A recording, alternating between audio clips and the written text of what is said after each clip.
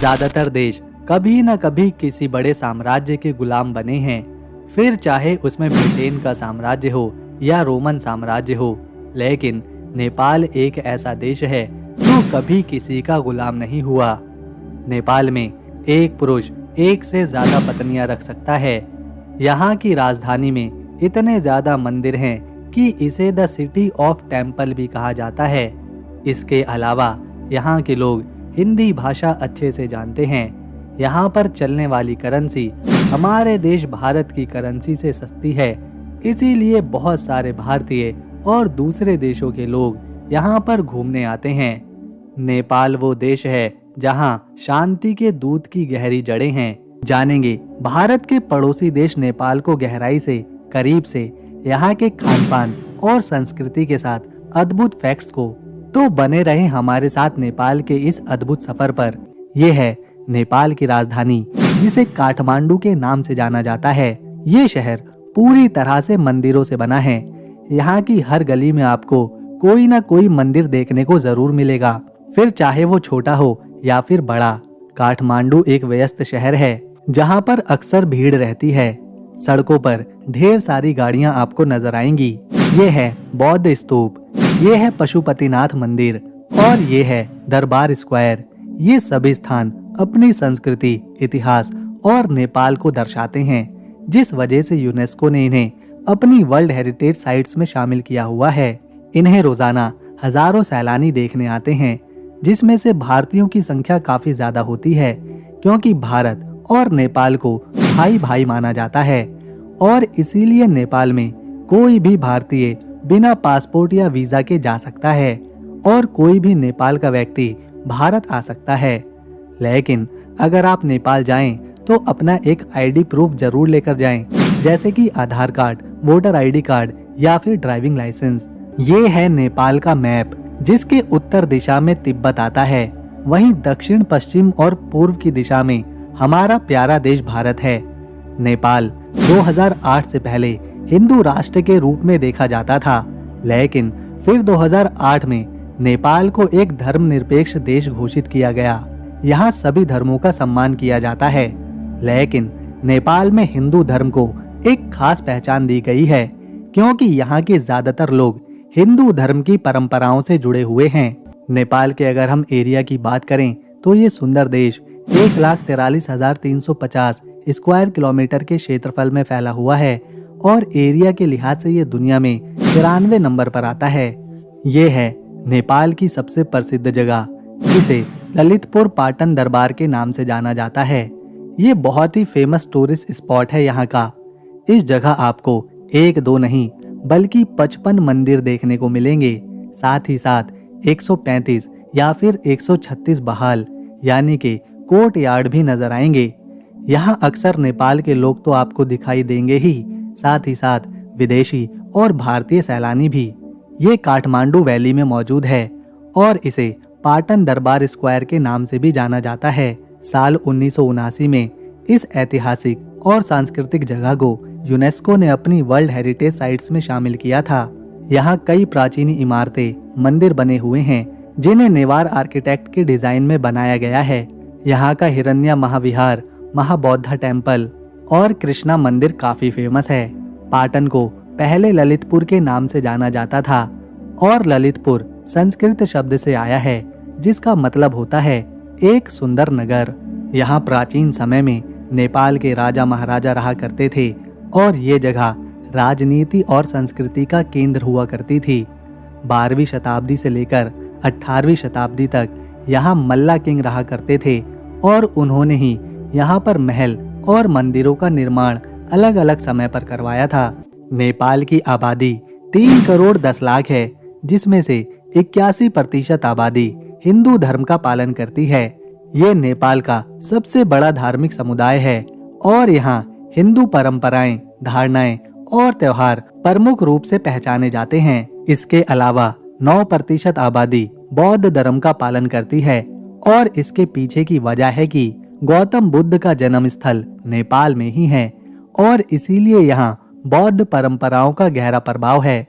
वहीं 4% में इस्लाम धर्म के मानने वाले लोग यहाँ पर रहते हैं।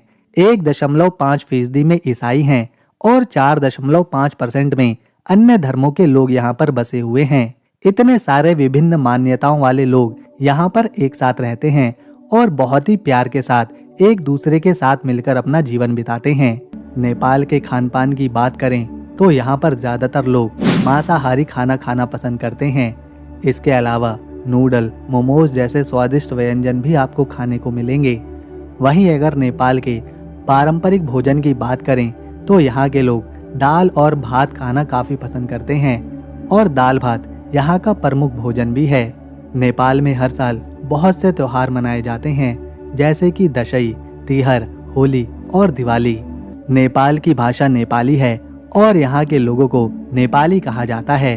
अगर आपको हिंदी पढ़ना आती है तो आप यहाँ की लिपि को आसानी से पढ़ सकते हैं, क्योंकि हिंदी के अक्षर और नेपाली भाषा के अक्षर लगभग एक ही समान हैं। ये है पिम्बाहल पौंड, जो कि भक्तापुर में मौजूद है।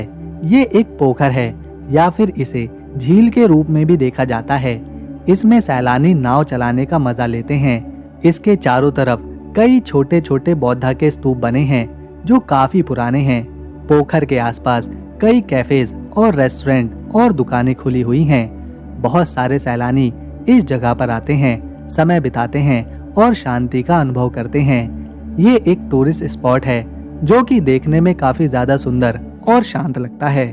नेपाल न केवल अपनी संस्कृति के लिए खास है, बल्कि ये हिमालय की गोद में भी बसा हुआ है, जिस वजह से इसकी प्राकृतिक सुंदरता और ज्यादा बढ़ जाती है।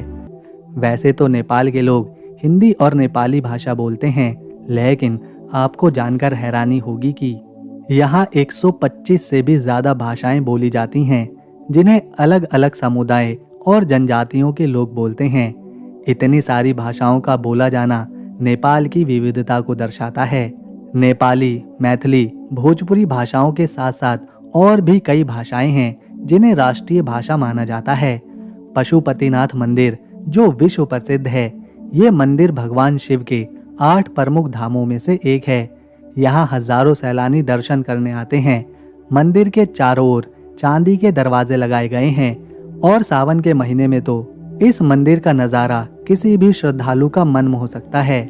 नेपाल की अर्थव्यवस्था में पर्यटन का अहम योगदान रहता है और हर साल इस देश में 10 लाख से ज्यादा लोग सिर्फ घूमने आते हैं, जो बहुत सारा पैसा यहाँ पर आकर खर्च करते हैं। इसीलिए नेपाल की अर्थव्यवस्था में 25% पैसा केवल पर्यटन से आता है।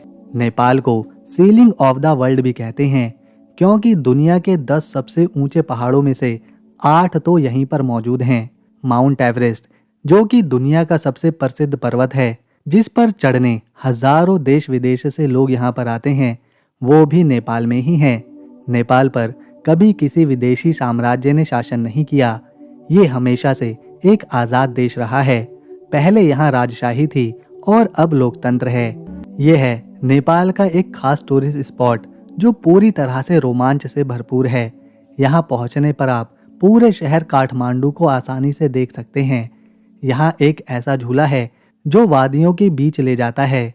इस पर झूलना बहुत ही मजबूत दिल वालों का काम है, क्योंकि ये झूला जमीन से 1000 फीट ऊपर है।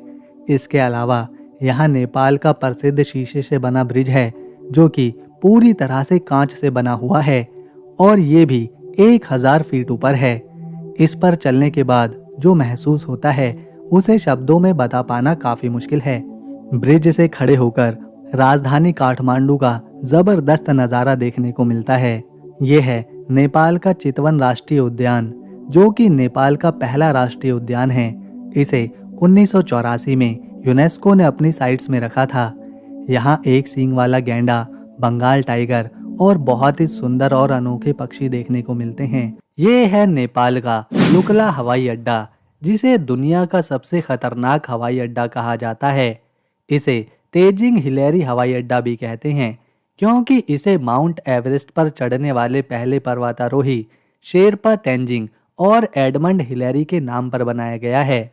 ये हवाई अड्डा नेपाल के हिमालय में समुद्र तल से करीब 2845 मीटर की ऊंचाई पर है। हमारे शहरों के हवाई अड्डों में रनवे लंबे चौड़े होते हैं, लेकिन लुकला का रनवे सिर्फ 527 मीटर लंबा है, यानी ये बहुत ही छोटा है। नेपाल का झंडा दुनिया का एकमात्र ऐसा झंडा है जो चौकोर या आयताकार ना होकर दो त्रिभुजों से बना हुआ है। झंडे के ऊपर वाले त्रिभुज में चांद दिखाई देता है, जबकि नीचे वाले त्रिभुज में सूर्य, जो कि बौद्ध और हिंदू धर्म का प्रतिनिधित्व करता है।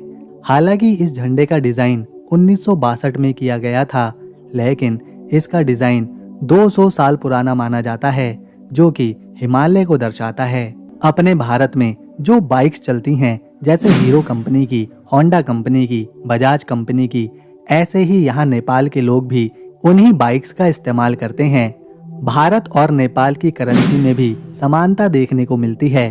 अपने देश भारत की करेंसी रुपी कहलाती है, तो नेपाल की करेंसी भी रुपी ही कहलाती है, लेकिन दोनों की वैल्यू अलग है। भारत के 60 पैसे नेपाल के 1 नेपाली रुपी बनते हैं, मतलब भारत के 100 रुपए नेपाल में 160 रुपए के बराबर हैं। नेपाल की करेंसी के बारे में हम आपको एक अद्भुत बात बताते हैं कि नेपाल की करेंसी भारत की करेंसी के साथ इम्पैक्ट है।